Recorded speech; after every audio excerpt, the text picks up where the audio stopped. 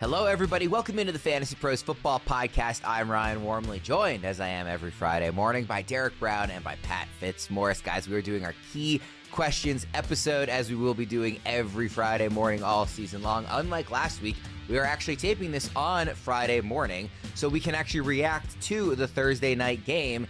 And Fitz, I went into this season, I didn't say this on any shows because I wasn't on any shows. We were doing official predictions. The Packers were my Super Bowl pick to come out of the NFC. I'm feeling pretty good about that through 2 weeks, man. How are you feeling about your team?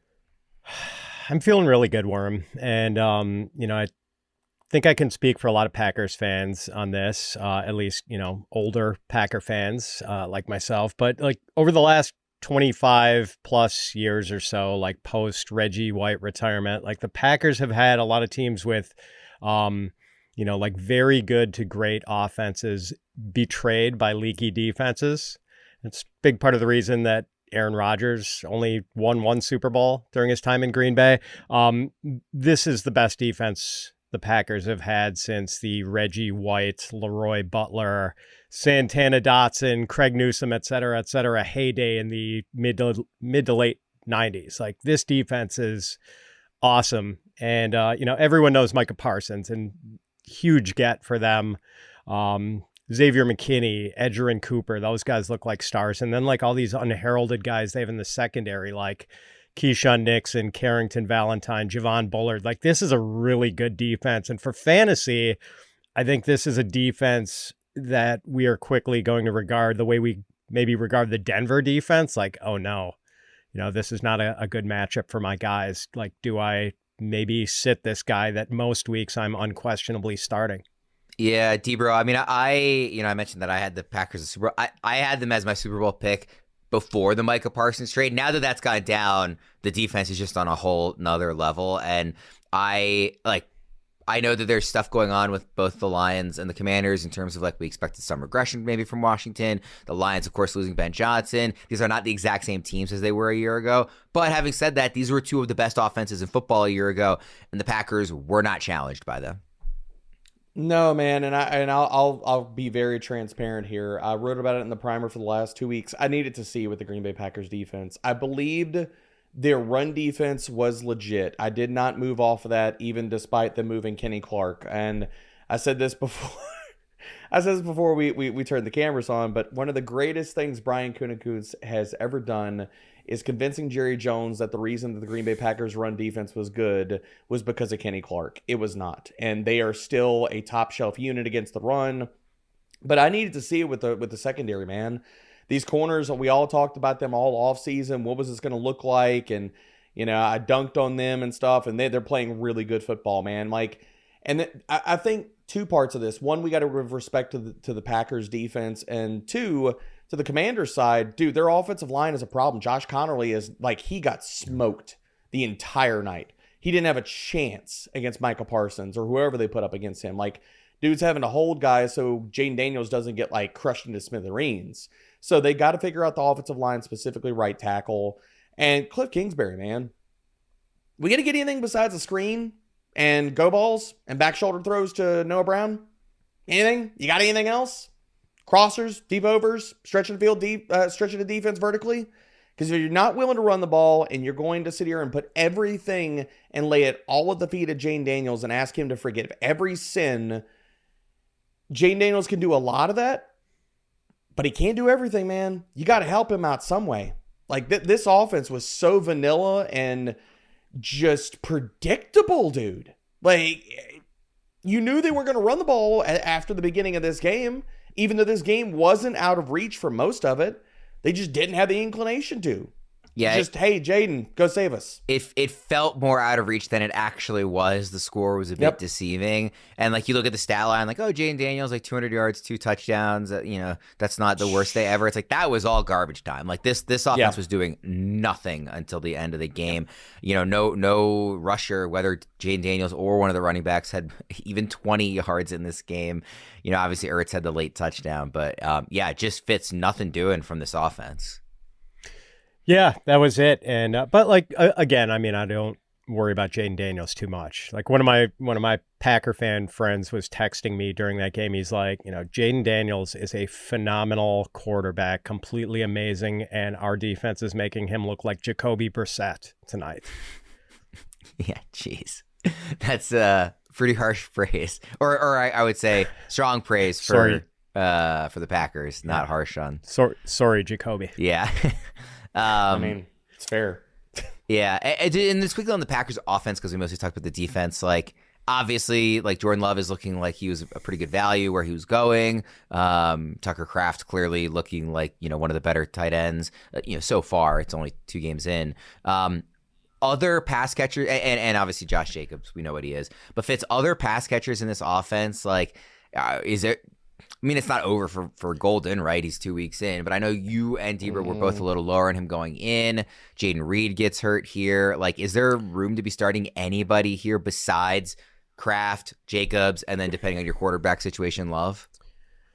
That's the weird thing, that Love has played well, and you still feel like you can't really start any Packer pass catchers besides Tucker Kraft. And like, I don't know that the Jaden Reed injury, which probably I saw one estimate of 6 to 8 weeks. That seems pretty optimistic for a broken collarbone. I don't know if we see him before Thanksgiving or even December. But like, I don't know if Reed's absence makes Dobbs, Golden, Dontavian Wicks any more playable. I kind of think they're just going to plug Savion Williams into Reed's role and see what he can do. So I still think it's going to be, weirdly just this wide receiver by committee approach where you can't really use any of these guys unless you're really in a bind and the bye weeks are hitting and you've got a lot of injuries. This is what I said, D-Bro, before the season. We had one of our key questions in our season-long preview episode was kind of comparing some of our favorite later-round quarterbacks. And I said the reason I liked Love so much was I expected this to be a good team, but I didn't know who to pick out of the pass catchers. So let me just make sure I'm getting kind of all of them, by getting the quarterback in Love. Do you have a favorite out of them? I mean, obviously you love Tucker Kraft. I mean, besides him, or are you kind of avoiding them all too? It's Kraft or nobody. And for everybody to look like, I will own this too about this. Like, I was not high on him in the primer, but dude, like let's not just have like revisionist history about yesterday. And okay, Tucker Kraft had an amazing day, 124, 7 targets. Let's also talk about like what we did and didn't know before week 2. I mean, Jordan Love still only threw the ball in this game 31 times. In week 1, Jordan Love threw the ball 22 times. In week 1, no pass catcher in the Green Bay offense had more than 5 targets. Kraft himself had 4, and the touchdown saved his fantasy day. And so, no, it's Kraft or nobody, dude. Like, I wrote it up in the primer. Dubs and Kraft were the only guys with over like a 60% route share. Matthew Golden didn't even eclipse 60%. All these other guys, Dontavian Wicks, everybody else, didn't eclipse 60%. It is wide receiver by committee. You can't even I think Matthew Golden's droppable. And I'm not going to move off of that because in a wide receiver by committee approach, he got 2 targets in week 1 and 2 targets in week 2. And we've seen what this offense looks like. And Love was awesome. There's still a passing volume concern here in this offense. 31 times when he had 9.4 yards per attempt and threw for 2 touchdowns. Like, that's really good, but it doesn't make me feel better about Jordan Love moving forward. The only person from this offense, or 2 people I want for start in fantasy from this offense, is Josh Jacobs and Tucker Kraft, and it's nobody else, dude. Nobody. I'm a little more optimistic about Love going forward. We can move off this game and get to the questions going forward. I'm a little more optimistic about Love going forward. I think he will start connecting on some. He played really good, but I mean, like, yeah, it's the pass volume. I know, but volume. You can't hang it on every 10 year we yards per see attempt every time. Every year we see a passing quarterback run really hot for the whole season, like Baker Mayfield last year. And I think this offense is good enough that there's a chance that that's Love. Also, not every game will the defense be so utterly dominant that they don't have to throw. There will be. After the 2 weeks, we could say that. But again, for the last 2 weeks, we could say they're not going to be dominant. I thought we just gave them their flowers, Worm. Like I said, we thought there was going to be maybe regression coming for the Commanders. Jaden Daniels didn't look that great against New York either. And the Lions, that was their first game without Ben Johnson. So I'm not saying the Packers were taking advantage of two easy opponents. They clearly were not. But I'm just saying it's very early in the season. I'm not expecting them to make every single opponent all year long look like they don't know how to play football on the offensive side of the ball. I think there will be opportunity for more. And also, Love just barely missed out on two long plays to add to his stats to Golden. And I know only 2 targets for Golden, but those stats would have helped Love too, is all I'm saying. So, I think Worm is more of a Packers homer than you are. No, I just think Love was at QB 19 or whatever he was in ADP was too low, and I feel good about that. Even if the pass volume is lower, I'm not saying he's going to be QB 3 this season. I'm saying I think he will be a value the whole year. Worm, we'll have the debate about the 2000 Ravens defense versus the 2025 Packers defense some other time. I'll be very happy for you if we can genuinely have that debate at some point, and it's not ridiculous. Let's get into the key questions here. We'll start with the Sunday early slate. Quick reminder that all of our 2025 consensus rankings and tiers can be found at fantasypros.com/rankings. First game up on the early slate, Browns at Ravens. I want to ask you guys about the tight ends in this one. Which tight end in this game is more likely to repeat their week 1 performance? Another down game from Mark Andrews, or another good game from Harold Fannin Jr.? Debra, I'll start with you. I really wanted to say neither of these, but the way you phrase this, yes, staying within the framework of the question, Worm, I'll say Harold Fannin, and this goes to the matchup. I mean, Baltimore, you don't really want to stress their secondary. Like, I know, like, their corners had a rough week 1, but still, like, you've been able to get over on them with tight ends. Last year, they get the 9th most receiving yards, 12th most fantasy points tight ends. So I think if I'm picking one, it's Harold Fannin. Although I have a lot of concerns, man. Like, I see so many different outcomes for Harold Fannin moving forward. Like, he easily could be 2024 Isaiah Likely in 2025. Like, that could easily happen. And this could have been the best game of his entire, not career, but the entire season. Just the usage was, I'm not going to say fraudulent, but it was very, very shaky with a 60% route share. So need to see more of it moving forward, but I think if I got to make one bet, it's probably Fannin having a good game. Yeah, I wasn't really expecting a big volume game from Mark Andrews because I know that the Ravens feel like they can run the ball on the Bills, which they obviously did, and also that especially after that Grant Delpit comment. Did you see that, Worm? Oh yeah, he said it's easy to tackle Derrick Henry. Yeah, tell me Derrick Henry's not going to go head hunting and look for that man. What I expected out of Andrews, but you're right. That comment from Delpit is why even say it? Why do you say that before the game? You know Henry's going to make it a point to stiff arm him into another universe, and I'm here for it. Kyle Hamilton made a good point. Like, I don't need bulletin board material to play hard. I'm like, my job is to play hard anyway, but it's also just why. Like what is the upside there? But the point I was making is that I didn't expect a ton of volume for Andrews in week 1 because I knew they could run against Buffalo, and I knew Zay Flowers is the type of receiver that they like to use against the type of defense that Buffalo runs. So having said all that, I expected more of a scoring opportunity, like red zone touchdown stuff. The Ravens just kept scoring from so far away that they didn't really have many of those opportunities, even for a team that scored 40 points. So I wouldn't be surprised if there's more like red zone work for Andrews coming up here. But Fitz, I'm curious what you think. Are you more expecting a down game for Andrews again, or a good game from Fannin again? Yeah, I like the clever phrasing of this question, Worm, because you're like testing whether we're optimists or pessimists, because like it's either good for both or bad for both. Unfortunately, I think I have to be the killjoy here and take the negative stance. Like I think another down game from Mark Andrews is probably more likely than another good game from Fannin. I don't hate the matchup for Andrews, and I don't think he's toast, but Lamar Jackson threw 19 passes against the Bills last week, and Mark Andrews had 1 target and 1 5-yard catch in a game. The Ravens were leading for about 3 quarters, and sorry to bring up that game again, Worm. I brought it up myself. I knew it was coming. So in a game against the Browns where the Ravens are something like 12-point favorites, it's pretty easy to envision another very low-volume passing game for Lamar, so it might just be a touchdown or bust game for Andrews. And look, I don't want to be the wet blanket with regard to Fannin. Like, I got him in a few of my dynasty rookie drafts. I was a little puzzled when people would take either Terrence Ferguson or, Elijah Arroyo over Fannin in rookie drafts. And I know Arroyo had a great day of practice at the Senior Bowl with you in attendance, Debro. But Fannin had 117 catches and over 1,500 receiving yards in his final college season at Bowling Green. Like, he led the FBS in catches and receiving yards as a freaking tight end. So I don't know. I mean, it's possible Fannin is just a star right off the bat. And I love that he's playing in a high-volume passing attack with Joe Flacco slinging it around. I just don't know if we can bank on something close to 9 targets for Fannin every week. It's the Browns' number 2 tight end. D-Bro, you, like, rest of the season, what do you think about Fannin?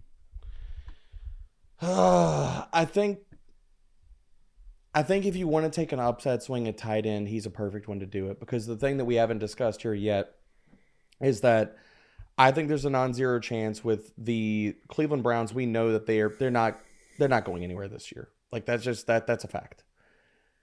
I think there's a non-zero chance that David Njoku is traded at some point this season. And if that's the case, the runway is absolutely clear because he's a free agent after this year.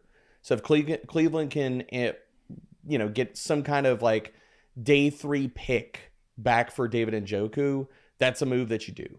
So, I mean, Fannin, look, people paid for him on waivers and stuff like that. Hold him.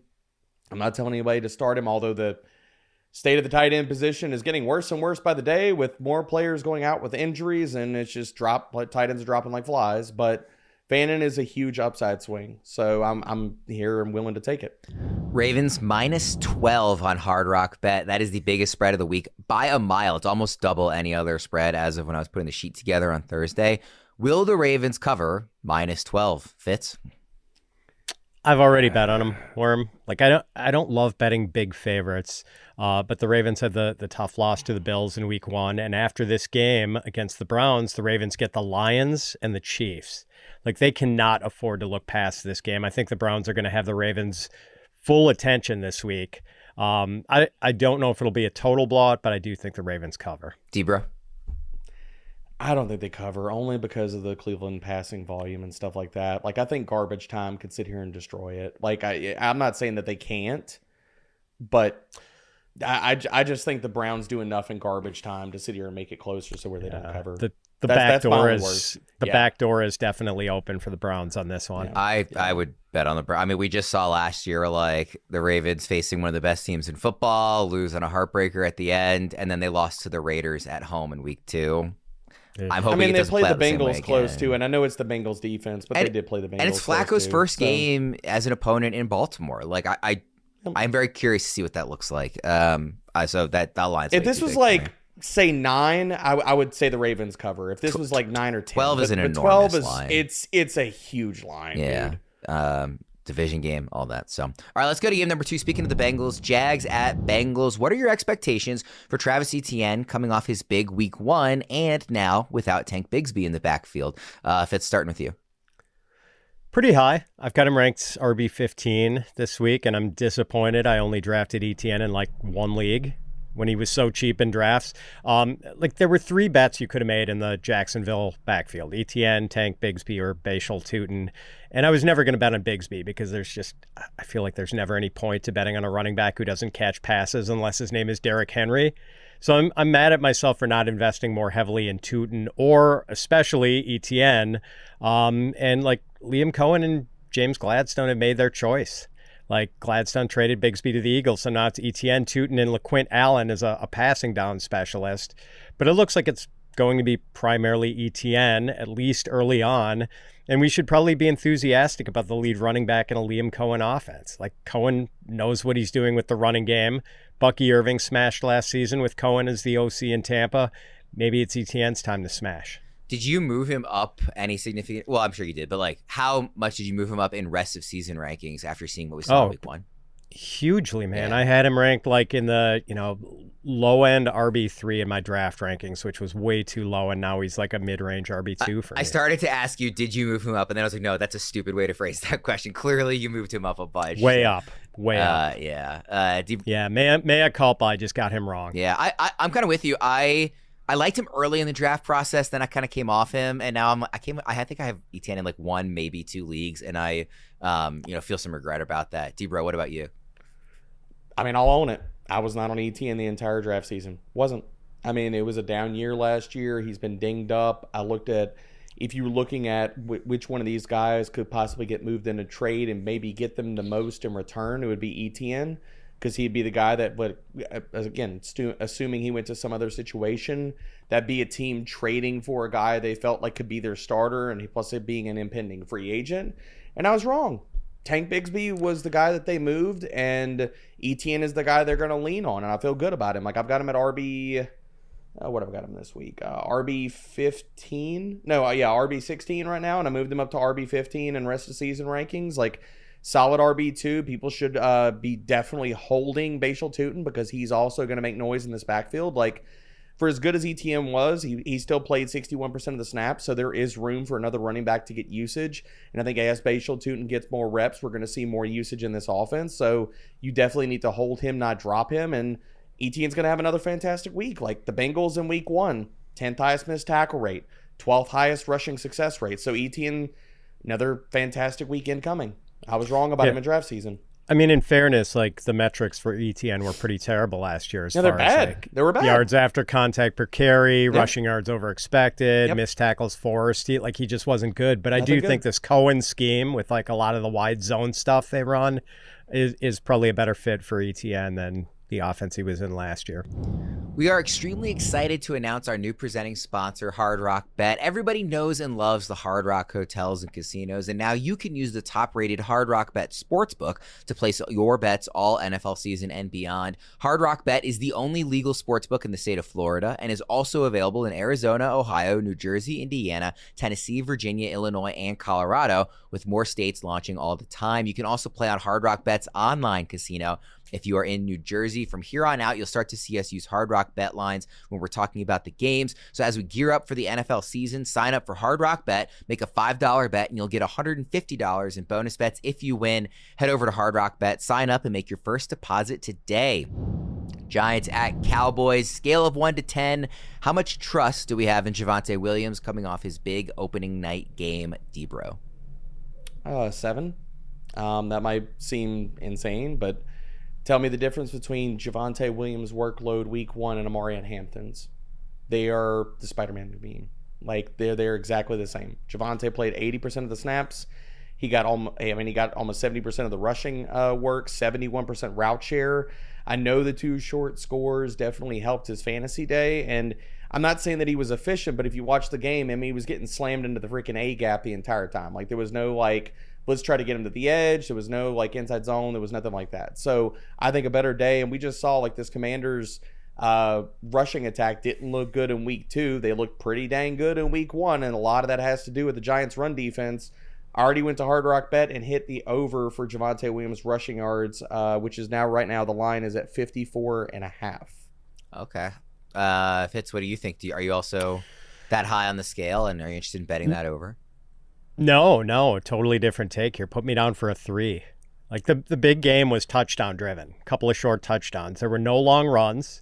I don't think Javonte forced a single missed tackle in that game.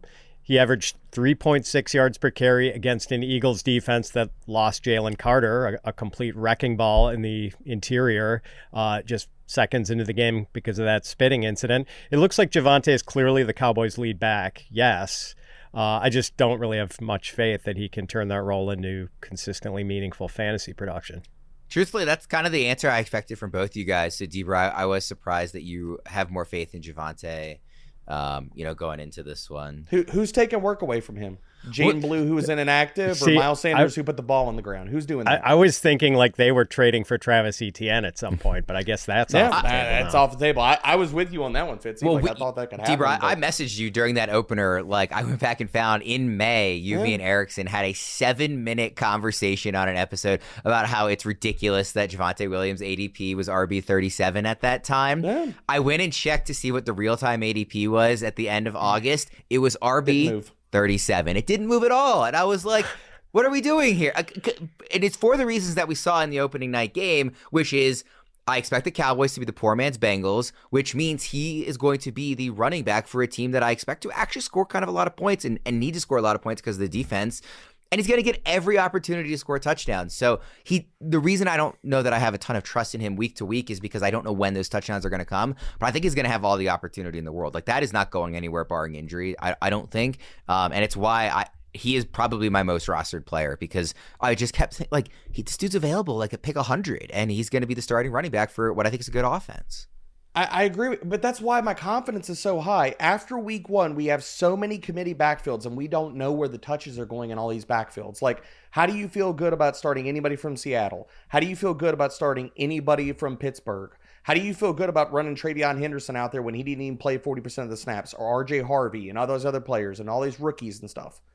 I know Javonte is going to get all the freaking work. That's why I'm at a 7 right now, because he's going to get all the freaking work. And I will say, too, I said this on the Thursday show, Fitz, with you and Jake, but I didn't go back and look through the play-by-play to see what the literal yards per carry were on every run before and after the lightning delay. It did feel like the offenses on both sides just kind of like fell apart after the long delay. So I don't want to just strictly look at the 3.6 yards per carry, he was bad, and say like, it felt like kind of both offenses really struggled after that. So maybe that plays into the efficiency somewhat. Yeah. All right, let's go to game 4. Bears at Lions. Is Detroit going to take a bigger step back this season than expected, or did they just run into a buzzsaw in the Packers in week 1? And by the way, I wrote this question before the Thursday night game, and now it looks like maybe that has answered the question for us, quite possibly. Fitz, what do you think? Yeah, the buzzsaw is the answer. It's reasonable to think the Lions are not going to achieve the same level of offensive success without Ben Johnson calling the plays and without center Frank Ragnow, who retired. Detroit scored 70 touchdowns last year. They're still going to have a good offense, though. Like, I am expecting the Lions to get the train back on the track against the Bears at home at Ford Field. I would not be surprised if the Detroit offense cooked up a 40 burger for the Bears this week. Debro, I'm assuming that you have the same answer, especially given what we saw last night. So correct me if I'm wrong, but if I'm not wrong, I'll kind of pivot and ask, what did you think of Ben Johnson's first game in Chicago in general? I thought Ben Johnson did really good. Can't say the same for Caleb Williams, but I thought Ben Johnson, because there were guys open all over the field. Caleb just couldn't hit them. So, I thought Ben Johnson did a fantastic job considering everything. I'm not pressing the panic button on the Lions. I'll say the biggest thing for them is, 1, yes, the Green Bay buzzsaw. 2, man, they've got to figure out their offensive line. Like, their guards were the big problem in week 1. Like, Christian Mahogany and Tate Ratledge looked lost. They looked like they were on a different planet. And this is so central to what has helped the Lions, because they've had a top 5 offensive line, and they've made moves in the drafts and stuff like that to make sure that they had future pieces to where if anything happened, but those future pieces are not playing well right now. Now, I do think that can Mahogany play better football? We saw him play good football last year. Can Tate Ratledge, find his NFL legs? Sure, those things can happen. It's only one freaking game. But it still wasn't good. And we know how pressure sensitive Jared Goff is. You can't run the ball if you can't stop, especially if you're getting blown up in the freaking interior. So Detroit, to fix their woes, the offensive play calling is a question mark. Like motion, play action, all these things that make it cheat codes for quarterbacks and offenses. The other part about this, if you can't open up lanes for your running backs and you can't protect your quarterback, especially with the interior and considering the quarterback you have, you're going to get crushed. So Detroit, they have to figure out the offensive line. They do that, everything else looks better. Let Autopilot manage your fantasy football lineup automatically so you never have to worry about last-minute changes. Auto-swap inactive players and ensure your lineup is always optimized even when you can't be online. Take control with the flexibility to approve lineup changes via email or let Autopilot handle everything. Stay ahead with My Playbook Autopilot, available now for Fantasy Pros Premium subscribers at fantasypros.com/myplaybook or on the Fantasy Pros app. Try Premium for free right now by claiming your 3-day trial of Fantasy Pros Premium at fantasypros.com/premium. By the way, the London games are going to be here sooner than you realize. Those are a great time to have Autopilot. We had that surprise inactive for Alvin Kamara a few years ago, and folks on the West Coast, unless you're up at 6:30, you missed it and had him in your lineup. So I would highly recommend Autopilot to anybody, especially, really all the time, but especially when we get to those London games, and especially if you're on the West Coast. All right, let's go to game number 5. Patriots at Dolphins. Debro, Miami sure looked like the worst team in football in week 1. I cannot remember ever seeing vibes that bad in week 1. And again, I also said this on the Thursday show. I watched Miami lose 59-10 to the Ravens in week 1 in 2019, and I thought that Miami team had better vibes than this one we saw in week 1 this year. It just looks so horrendous. So understanding that, are we starting as many Patriots as possible given the matchup? Yeah, I mean, I think like you're starting all the usual suspects. Like Drake May should be in lineups. You're still probably running Travion Henderson, hoping for better days, and he breaks off a big run. Hunter Henry. If you have George Kittle, Evan Ingram, maybe even Brock Bowers this week misses the game, you're probably starting Hunter Henry. And I think he's a fantastic start. I mean, this defense gave up the 12th most receiving yards and 12th most fantasy points to opposing tight ends. He had great usage in week 1. If he had scored a touchdown, he would have been probably a top 5 tight end for the week. The guy that I want to highlight here specifically is Kayshon Boutte. Like, I think that the production we had in week 1 is more real than it is fraudulent. Honestly, dude, I didn't even write him up for the primer week 1. Like, that was a miss by me, but I didn't know if he was going to be a full-time starter in this offense. And going back to last year, like, maybe we should have given more respect to him in draft season too, considering week 16 through 18 last year, Boutte had a 21.3% target share. He had 2.79 yards per route run and almost a 26% first read share. And a ton of those metrics were there in week 1. Like, the dude led the team with a 23% first read share. So I love him as a flex play this week. I think there's upside to be had there.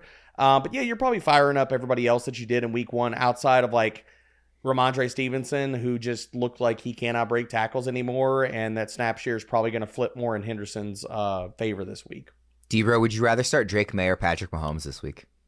Drake May, not even close. Okay. We talked about that on the Start Sit show. Because Patrick Mahomes doesn't run like he did in week 1. He's not paying off for you as a fantasy option. Can he do that? Sure. But you're depending upon that. All right. Fitz, what do you think about the Patriots in this matchup? So I know how bad the Dolphins looked, and I feel pretty good about the bet I made back in June, taking them under 8.5 wins at like minus 130. Like, I'm kind of mad I didn't bet my retirement savings on that now. But like, I would warn people though, like, the Dolphins are still favored in this game. And historically, they've been pretty good in early season home games in Miami, where the heat and humidity sometimes just melt their opponents. Like, Drake May could have a big day. It's probably going to depend on how well he handles the blitz, because the Dolphins blitzed at the highest rate in the league last week, more than half their snaps. But then again, it didn't really work. Their pressure rate was third lowest with all those blitzes. But like, if the blitz does get home this week, it's possible May struggles a little bit. And I don't know that there's a New England pass catcher we can totally count on. Like, Stephon Diggs might not be 100% yet after the ACL tear last year. Demario Douglas, Kayshon Boutte, Hunter Henry, they're all sort of fringy for fantasy. And at running back, like, Ramondre Stevenson outsnapped Travion Henderson 46-25 in week 1. Which is just like, we hate to see. That could change in week 2. And Henderson doesn't really need a ton of snaps to play off when he has so much big play potential. But I can't confidently predict a good game for a running back who might not play even 40% of his team's offensive snaps. Let's go to the next game on the slate. 49ers at Saints. Which offense do you trust more for fantasy this week, Debro? The Spencer Rattler-led Saints or the Mac Jones-led 49ers? It's the 49ers, dude. Like, can somebody tell me what were you watching in week 1 if you thought Spencer Rattler played good? Because I've heard that narrative so much this week, and people are like, "Oh, he looked perfectly fine," and I'm like, really? For the quarterback that had the 5th fewest yards per attempt, the 6th lowest pass rate, and the 12th lowest CPOE, and the 7th lowest catchable target rate, he looked okay. He looked like a competent NFL quarterback.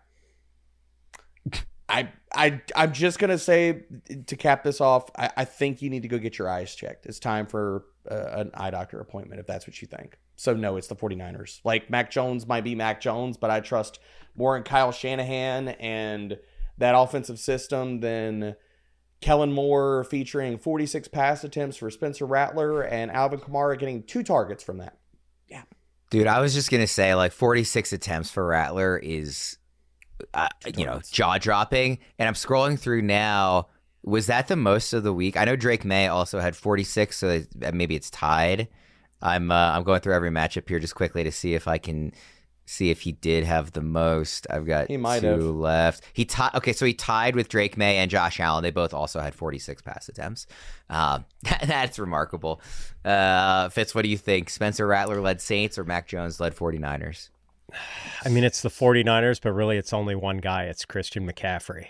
Like if I were to give you guys as the over under, and you had to bet $500 on this either way, Christian McCaffrey 24.5 touches. Which way are you betting it? Over. Yeah. Don't care if it's juiced. Over. In injury is the only thing that stops him short of that, I think. Yeah. Well, so then, Fitz, what about the pass catchers specifically? Like, would you rather be starting somebody like Pearsall or Olave in this matchup, in their respective matchups, given the quarterback situation? I think I've got Olave ranked higher.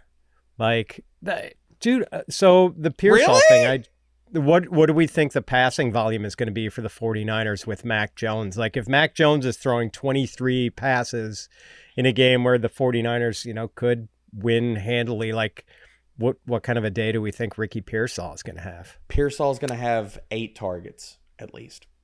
All right. Juwan Jennings might not play in this game. Christian McCaffrey who are they going to throw the ball besides? I think it's going to be a lot of McCaffrey and Pearsall. I'll have Pearsall ranked ahead of Olave if we know Jennings is out. I don't think he plays. He didn't even practice, I don't think, yesterday. So If you want a chance to win a signed Jamar Chase Bengals jersey for free, courtesy of our friends at pristineauction.com, all you need to do is head to fantasypros.com/contest, complete the form, and either download the Fantasy Pros app, leave a review for the podcast, or follow us on X/Twitter, Instagram, or TikTok at Fantasy Pros. The more actions you complete, the more entries you receive. We will be announcing a winner right here on the podcast. If you're watching on YouTube, be sure to subscribe and turn on those notifications so you can be alerted when new episodes are up and to claim your prize. All right, next game, guys. Bills at Jets. By the way, while we were taping this, Ed Oliver has been ruled out for this game. Just for this one. Relative to cost, it's not really relevant to this question, but I wanted to mention it because it does impact the matchup overall. But relative to cost, because obviously one is ranked much higher than the other, who would you rather buy high on after week 1, Breece Hall or Keon Coleman? Debro, I'll start with you. I mean, I'll go Breece Hall here. I'll just take the low-hanging fruit. Like, this is not like a lack of faith in Keon Coleman. I mean, just Breece Hall, we should have been price enforcing more, man. Like, he looked fantastic. He had almost 60% of the snaps. He looked awesome, like 26% missed tackle rate. The concerning thing for him is that he only got 2 out of 6 red zone carries. I don't know if that continues for the entirety of the year with how much better he looked than every other running back on that depth chart in week 1. So, and considering the state of the running back position in fantasy, I'm more willing to buy high on Breece Hall. Because also, the other point about this, I was very encouraged what I saw from Justin Fields, man. He looked really, really good in week 1. So, more faith in this offense moving forward. And it's not that I don't like Keon Coleman. It's just I don't know if we see a 24% target share and a 35% first read share for him for the entire season. We could, and I could be wrong with that. Fitz, you are like a Keon Coleman, supporter and somebody that you've been high on for a while. Even as somebody who obviously watched that game very closely, I did look at the box score at the end and go, he had 112 yards and a touchdown and 11 target. Like, I was actually surprised by the stat line, even having watched the whole game. Obviously, the touchdown was a little bit fluky with some of the tip ball stuff in the end zone. And Breece Hall, of course, looked really good too. He's going to cost you more. So again, relative to cost, who would you rather buy high on? Yeah, relative to cost is the key phrase here, Worm. And Keon did have some late production in that game, and maybe some of the air comes out of the Keon balloon this week if he has to go up against Sauce Gardner all day. Mm-hmm. Like, Sauce could maybe shadow Keon in this one. But yeah, overall, I mean, I'm a Keon buyer, so he's my answer here. Like, I'm sure there are going to be weeks where Josh Allen spreads it around, but I do think Keon can be a 1,000-yard receiver who maybe flirts with 10 touchdowns. The thing is, Breece did look terrific in week 1. I don't think talent was really ever the question. It's just a matter of usage. And Aaron Glenn kept saying in the offseason he wanted to use multiple backs. Well, I mean, Hall played 58% of the snaps in week 1. That's a pretty good share, but it's not really a workhorse type workload. And we saw Braylon Allen score an 8-yard touchdown. Like Debro said, it wasn't really Breece Hall exclusively in the red zone. And I'm also not quite ready to trust the Jets offense. Like maybe their new OC, Tanner Engstrand, turns out to be a genius and, is a head coach somewhere a year from now. But I don't fully trust Justin Fields as a passer.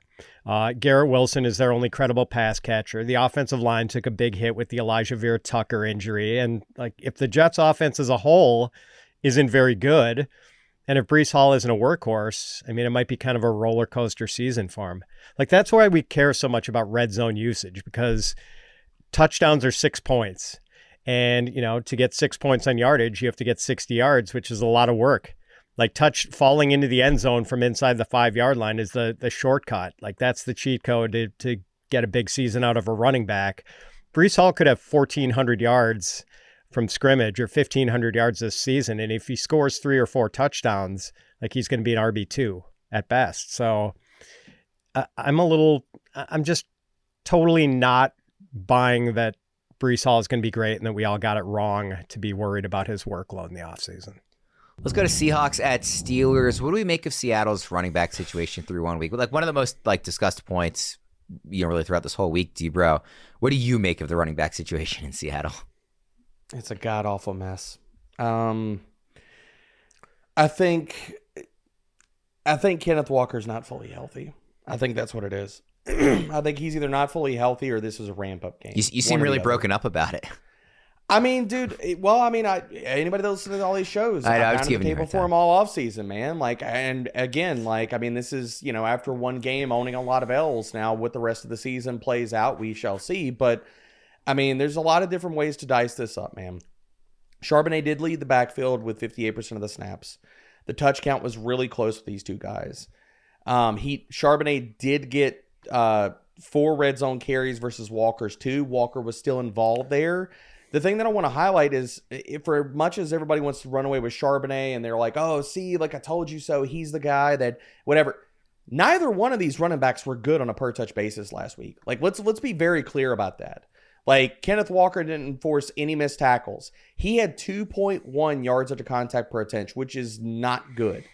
But Zach Charbonnet had an 8% missed tackle rate. Zach Charbonnet had 1.67 yards after contact per attempt, which is even worse than Ken Walker. So neither one of these guys are good. I don't know what to make out of this backfield because we don't know, truly and definitively, we don't know where Walker's health is at. If this is a ramp-up thing, if this backfield is going to flip, if better days are ahead, if this offense can even be good, because everybody, talk about Jackson Smith and Jigba and the game that he had in week 1. Y'all think he's going to get 83% of the receiving yardage on a weekly basis when Sam Darnold didn't look good and didn't throw for a lot of yards? You think that's going to repeat every single week? Cooper Kupp was dust. This whole offense is very suspect. What do you think, Fitz? Holy overreaction, Batman. Did you just say Kenneth Walker and Zach Charbonnet aren't good? No, I said they didn't look good. Very big difference. All right. I'm not that worried about their running back usage in week 1. Walker, investors should not freak out. Yes, Charbonnet outsnapped Walker 30-21, but Walker, to D-Bro's point, he had the foot injury last season and missed some practice time in August with foot soreness. And I think the Seahawks are just being a little cautious. Charbonnet is one of the better backup running backs in the NFL, so they can afford to lighten Walker's load if he's not 100%. I don't think the foot issue is a big concern. I think things could tilt toward Walker in the weeks to come. And the good news is that Walker got touches on a really high percentage of his snaps. He had 21 snaps and either carried the ball or ran a route on 19 of them. Walker had 10 carries and 13 receptions. So 13 touches and 21 snaps.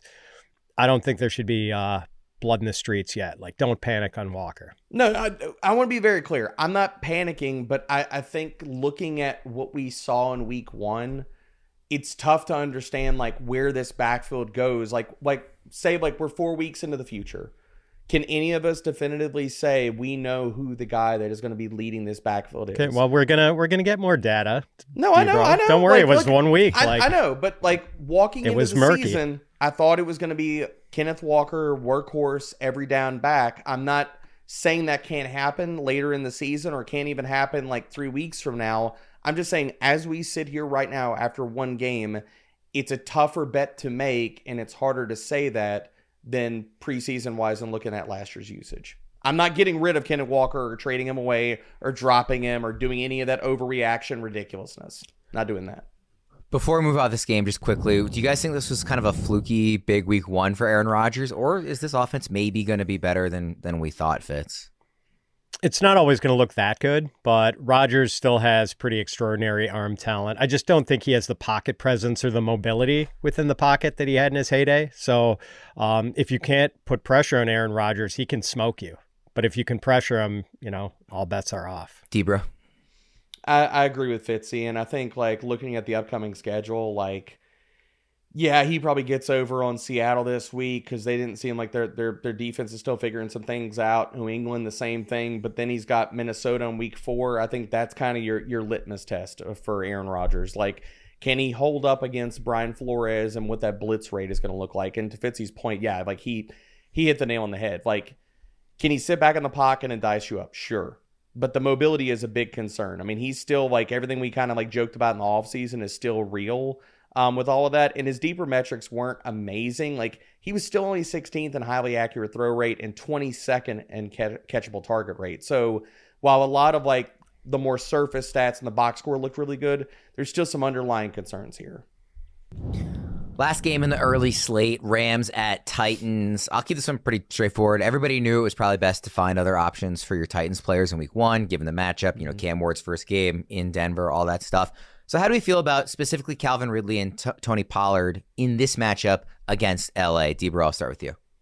I mean, I feel fine about both of them. I feel better about Pollard than I do Ridley, just looking at the secondary matchup, but Ridley's going to get the volume. I mean, dude, the shadow coverage didn't move Cam Ward off of still forcing the ball to Ridley in week 1. Dude still got a 28% target share and a 26% first read share. So volume is going to be there. I think Pollard has a better day. And dude, you talk about bell cow usage. He played 90% of the snaps, had 19 touches, 89 total yards. I wish we'd see some more pass game usage for him, but Cam Ward is not a quarterback that likes to check it down, so I don't think that's coming. But I think better day for Pollard. So I feel good about both of them, but better about Pollard than I do about Ridley. Fitz, what do you think? Yeah, I mean, tough matchup for the Titans in week 1. I mean, the Broncos probably have the second best defense in the league behind the Green Bay Packers. No, but seriously, Broncos have a terrific defense. It's not surprising that the Titans struggled on the road in Denver with Cam Ward making his first NFL start. So things are probably going to look a little better this week, even though the Rams defense is no pushover. So I've got Pollard ranked RB18. He's a solid volume play. I've got Ridley at wide receiver 32. All right, let's go to the late afternoon slate on Sunday. Panthers at Cardinals. Did Bryce Young really turn back into a pumpkin after his strong finish last season, or was this just a very bad, fluky week 1? And kind of along those lines, Fitz, do you expect the Panthers offense to bounce back at all this week? Being without Ike Ekwonu, their starting left tackle, a top 10 draft pick, didn't help last week. Like, Ike had to go and undergo an emergency appendectomy a few weeks ago. I think they get him back this week. Like, he was, I believe, back at practice on Thursday, so that would help. I don't know. I'm cautiously optimistic that Bryce looks better this week. I've got him ranked QB 24, so I guess the optimism only goes so far. Debra? Yeah, I was looking up Ekwonu's stuff. Limited practices on Wednesday and Thursday, so probably a 50-50, but I hope he's back. At least not this week, probably next. But to Fitzy's point, Bryce didn't look good, but I'm not pressing the panic button after one game. Just looking at some of the deeper metrics for him, like still had the 14th best highly accurate throw rate, 3rd lowest off-target rate. So I think it was a bad game for Bryce Young. I think the bigger thing for me is I think like his lack of weapons, dude. Like Xavier Legette is not it. I think that is a bigger, more concerning thing, and they are not giving JT Sanders full run in this offense. Their obsession with having Tommy Tremble on the field. So this could be more of like, I mean, outside of Tedero McMillan, who are you worried about this passing attack? I think T-Mac is like the important name to bring up. Do you think Bryce can be good enough to support T-Mac in the way we thought throughout August, or does this concern you for McMillan going forward? No, I think he's going to get his volume and he's good enough. And here's the thing. If he's not good enough, we're going to see some Andy Dalton pretty soon. Okay. Broncos at Colts. D-Bro, the Colts are arguably going from facing the worst defense in football to the best this week, setting aside Green Bay for Fitz. We're still starting, guys like Taylor and Warren obviously are very much in starting range. But specifically Michael Pittman Jr., are you interested in starting Pittman coming off of his big week 1? No, I'm not. Patrick Surtain, man. Like, no, I'm not playing Pittman. There's no way that I'm playing Pittman. Surtain followed Ridley on 87% of his routes. Cam Ward only threw in that direction when Surtain was on Ridley once. That's no. I'm not starting Pittman. No. Fitz? Yeah, Patrick Surtain isn't going to shadow Alec Pierce. So I've got I've got where do you have Pittman, D-Bro? I've got him RB or wide receiver 47. I'm probably living in that range. Actually, I think I pushed him outside of my top 50, to be honest. Yeah, I got him at wide receiver 51. I pushed him outside of my top 50 because I'm like, there's just no way, man. No way. Surtain is awesome, man. Like, this is Revis Island in 2025. He's wide receiver 43 in ECR, just for reference. That's in half PPR scoring. All I can say is if you play him this week, good luck. Yeah. D-Bro, I have a second question on this game. What did we make of the running back usage in Denver in week 1? Obviously, you were very high on RJ Harvey coming into the season. Frustrating, to say the least. I didn't think that Sean Payton was going to roll with a 3-headed committee with Tyler Beatty getting a 25.6% route share. But, dude, Tyler Beatty, he goes back into nothingness. Like, if he just goes away in this backfield, RJ Harvey has the role that I thought he was going to have from the get. So, can Beatty hang around and this is more of a frustrating thing? Yeah, definitely. But the thing for RJ Harvey is that you wanted to see in week 1 to demand basically more work in this backfield to prove that he deserves it is every time you give him the ball, he's making plays and he ripped off the long run. So, like, I think better days are ahead for RJ Harvey. I thought, J.K. Dobbins, we saw really good. I think he's a solid start, man. J.K. Dobbins I have as an RB2 this week. Like, his usage in this backfield, he got all 3 of the red zone carries. We know what he's going to get. He had 18 touches. He's probably a lock for 14 plus and maybe a touchdown this week. I think with how Bo Nix looked, the big thing that I think that my takeaway for looking at how this game could play out, Bo Nix looked really rough in week 1. This is a game and a game script where if Denver wants to just lean on their rushing attack and feed Harvey and feed Dobbins and their 2 backs, I think this is one of those games where they could do that, put up points, and both those running backs come away with good days. Fitz, what do you think, particularly in this matchup for this backfield? First of all, D-Bro, this is for you and for my friend Jeff, who listens to this show. It's Tyler Bidet. Like, that thing in a French bathroom that you use to I've heard 70 different ways to say his name, and I'm wrong. Like, if it's bidet, I'm wrong. But negative percent chance D-Bro has ever used a bidet. So he says himself that's how it's pronounced, bidet. My friend Jeff tried to correct me. He's a Missouri grad who goes to Mizzou games, and he said the PA announcer at Mizzou always pronounced it Beatty. So he assumed that was correct. Well, Jeff, you and the PA announcer got it wrong. It's bidet. I'll own it. So, okay, bidet. Excuse me. So I've got Dobbins ranked RB 27 this week and RJ Harvey RB 38. Like, it's a Sean Payton backfield. We know both guys are going to get work. They're both going to get targets. They're both going to be worthy of at least flex consideration. But for now, it does look like Dobbins is the preferred fantasy guy and probably the only startable guy in week 2.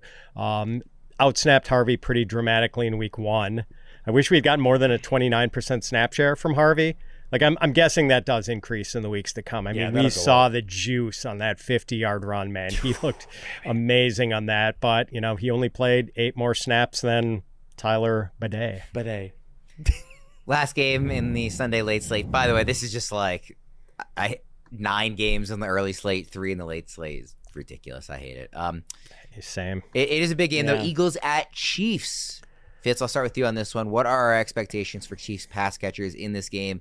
And, when I wrote this question, I was like pretty certain Worthy wasn't going to play. He is practicing in a limited capacity, so, take that for what it's worth. But if there's no Worthy, what do we expect out of the pass catchers in this one with no Worthy, Rice, etc.? All right, I'm just going to assume he doesn't play. Like, I can't see him playing. I don't think he plays.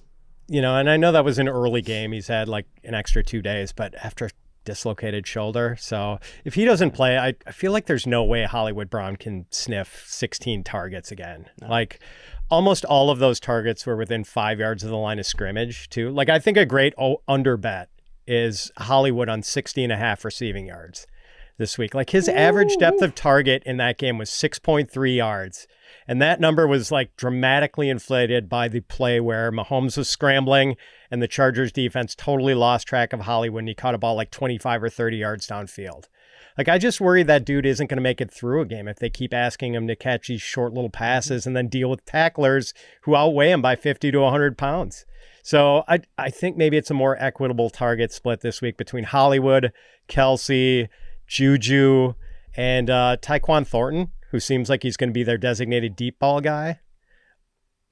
We'll see, but I'm betting the under on the sort of usage we saw for Hollywood last week. By the way, we have an Are They Playing tool at Fantasy Pros. Xavier Worthy, based on the models, is a 41% chance of play. That's based on like practice status and things like that. That feels a little high, but it is also still saying that it's more likely than not he doesn't play. So I would continue to operate under the assumption he doesn't, but you can continue to check that tool and see if that changes given whatever practice looks like on Friday. Debro, again, assuming Worthy's not there, what do you think this pass catching group is going to look like? Fitzy, I love you so freaking much, man. I just went to Hard Rock Bet and hit the under on Marquise Hollywood Brown for 63.5 receiving yards, bro. Oh, nice. 63.5. Yes, to everything Fitzy is talking about here. Like, here's the other point. We all lived in a world last year, because Fitzy, you remember this. You're going to remember this as soon as I bring it up. The week where we all talked about Juju Smith-Schuster and a high volume role and a Rashee Rice role, we all remember that happened last year. Would we all be absolutely and incredibly shocked and dismayed if Juju comes out and he's in the high volume role this week and it's not Hollywood? To Fitzy's point, like, that's just not Hollywood's game, man. Like, you don't want to sit here and feed him all those freaking targets. Like, he's going to get destroyed. He's going to get hurt. Like, he's been getting hurt the last few different years. And I don't want to see injuries and stuff like that, but that's also not the best utilization of his talents. So the other part we got to talk about here is Hollywood. He played more out of the snap last week. Out of the slot.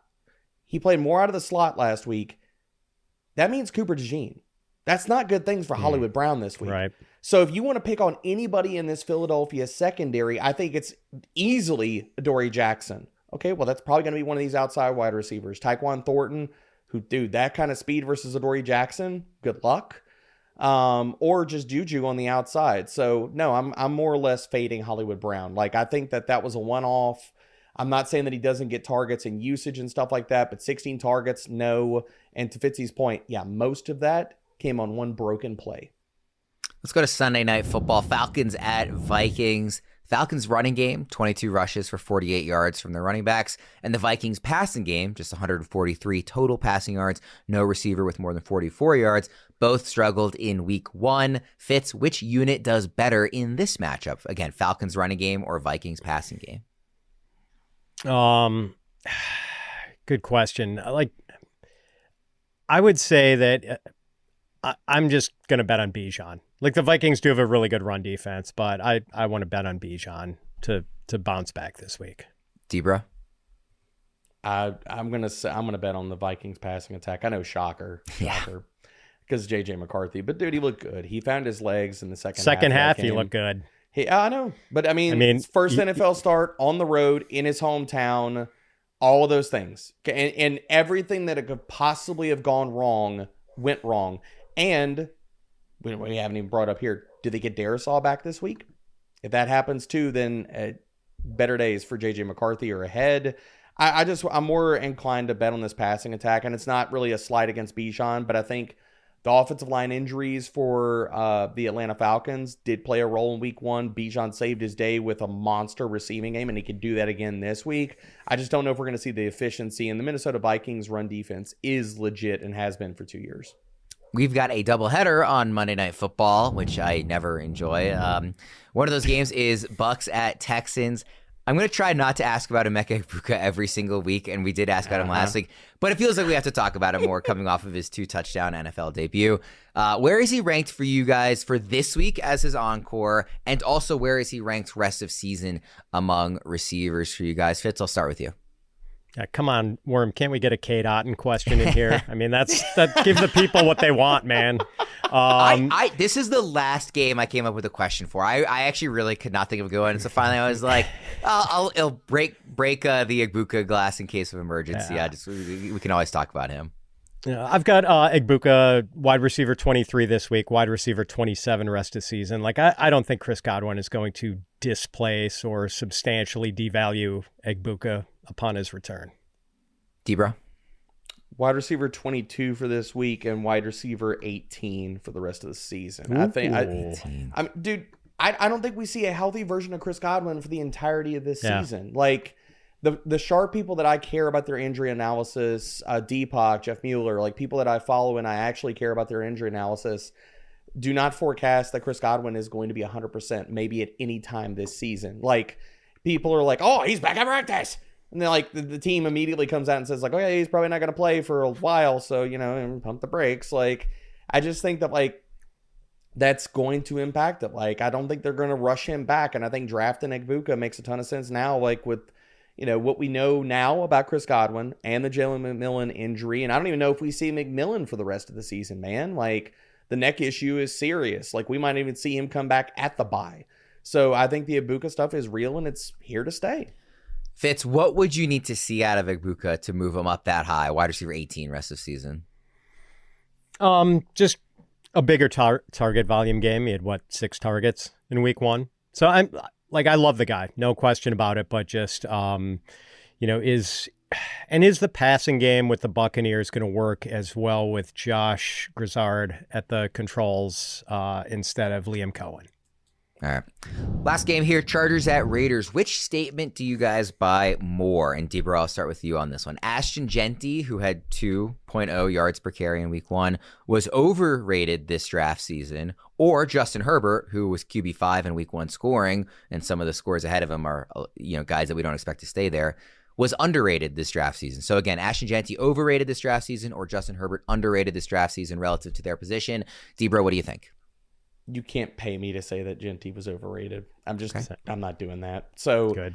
And I think also to pair with this, yes, Justin Herbert was massively underrated. Like, and again, not wanting to overreact, but I talked about this throughout the offseason. I talked about the range of outcomes and like believing, because a lot of us pushed back about like Greg Roman's high pass rate last year. And I said, like, look, they either go back to being what we've always seen from a Greg Roman offense, or this is signal about what could happen in 2025. And I was like, both of those things could easily happen. Like, I'm not saying that I definitively know. I'm just leaving the door open that, like, we could get a pass-heavy offense for the Chargers because, dude, like, I think we can easily say this is the best passer at this point of his career that Greg Roman has ever had to run an offense through. Like, and this is no shade at Lamar, but Lamar was not the passer that he is today earlier in his career. He just was not. So, and you look at the previous quarterbacks, Colin Kaepernick, Tyrod Taylor, like these guys were not like top of the league passers. And Justin Herbert is, man, like, because we all have to talk about the Greg Roman offense that we saw in week 1 is not even close to any Greg Roman offense we have ever seen ever before. He's doing all the things smart, all the things wise. He was 12th in play action rate, 9th in motion rate, 13th in neutral passing rate, and 2nd in pass rate over expectation. If I took Greg Roman's name out of this and I just gave you those statistics, would we all say, oh, is this a Ben Johnson offense? But they're using a crap ton of play action. They're using a crap ton of motion. Like, what's the difference? Except the name that's plastered to all these statistics. And maybe this doesn't continue throughout the entirety of the season. But what do we see out of week 1? And when he's checking all of these boxes, and Justin Herbert has Keenan Allen, Ladd McConkey, and QJ, and I think the breakout is real for QJ. Dude, I'm bought in on Justin Herbert. Yeah, I don't disagree that Herbert's a better passer than Lamar was at the time that Greg Roman was coordinator. Greg Roman also was like not designing modern NFL like passing route No, trees and stuff but like he is that. now. Like, yeah. But I just want to be clear that it wasn't just like he was limited by his quarterbacks. He was also limiting his quarterbacks' passing games to himself. But it didn't look like that this week. Like, for sure, I'm totally with you. Like, I besides the two guys on Sunday Night Football, Lamar Jackson and Josh Allen, besides those two, I thought Herbert looked like the best quarterback in football this week. Like even setting aside the stats, which were awesome. He shut a lot of people up this week. The eye test alone was like, holy, and I've always been a Herbert believer. I have liked him. I am not one of these guys who says, oh, he can't win in the playoffs, so therefore he's bad. I have liked Herbert. I thought he looked insanely good in week one, just the eye test alone. Also, I want to be really clear, Fitz. I didn't mean that Ash Agenti was overrated. I meant that, him as a fantasy, first round guy was when I say overrated. Obviously, we still really like the player. So I just want to be clear about that. But same question to you, Fitz. Was Genti overrated this draft season or Herbert underrated? A quick word about Genti. He had no running room. He was getting hit like right at the line of scrimmage on a lot of his plays. But if the Raiders continue to sling it around like they did against the Patriots, like he's going to have more room to run because like Geno Smith was dicing up the Patriots. So I'm not worried about him. Yeah, same take as Debro that Herbert was underrated. And I'm definitely feeling some remorse that I only got Herbert in like one league. And I did worry about Greg Roman and Debro. In addition to Debro's point about Herbert probably being the best pure passer that Roman has ever had, like it was also the fact that this team just drafted Omarion Hampton in the first round and signed Najee Harris. Like I figured they were going to run the ball a lot. And I don't want to read too much into their run pass split from week one because Najee not up to speed after missing camp. I can understand why they wouldn't repeatedly want to slam their rookie running back into the teeth of a perennially excellent Chiefs run defense. But now the Chargers have multiple pass-catching weapons too. Like Ladd McConkey is awesome. Keenan Allen is still good, aging very gracefully. And I don't want to jinx it, but it looks like Quentin Johnston went out and bought himself a decent pair of hands. So I don't think Herbert's talent was ever in question. He's a terrific passer and a good runner. It was just a question of whether he'd be steering run-heavy offense, and it looks like that might not be the case. QJ's happy Gilmore, man. He learned how to putt. Yeah, I don't have a lot of Herbert in redraft this year. I was pretty aggressive actually in acquiring him in Dynasty the last two off seasons, like kind of pushing back against the Greg Roman narrative, and I'm feeling pretty good about that at this point. All right, we'll wrap things up there. We went a little long this week.